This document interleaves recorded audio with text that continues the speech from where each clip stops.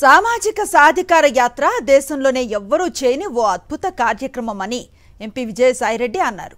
వచ్చే ఎన్నికలు ధనికులకు పేదవారికి మధ్య జరిగే ఓ రెఫరెండం అని చెప్పారు.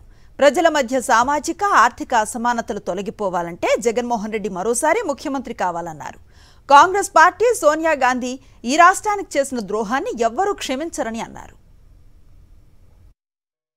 వైఎస్ఆర్ కాంగ్రెస్ పార్టీని సమర్థిస్తూ బడుగు బలహీన వర్గాలని మిగతా వర్గాలతో సమాంతరంగా అభివృద్ధి చెందించేటటువంటి కార్యక్రమంలో నిమగ్నమై ఉన్నటువంటి జగన్మోహన్ రెడ్డి గారికి మరొకసారి అవకాశం కల్పించాల్సిందిగా విజ్ఞప్తి చేస్తా ఉన్నాం.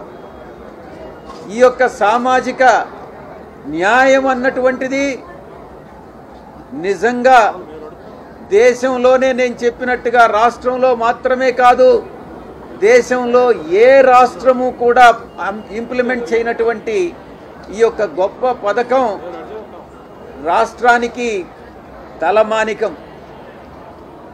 రాష్ట్రంలో ఈ యొక్క పథకం అపురూపం, అసామాన్యం, అనిర్వచనీయమైనటువంటిది. కాబట్టే వైఎస్ఆర్ కాంగ్రెస్ పార్టీకి మరొకసారి అవకాశం ఇవ్వండి.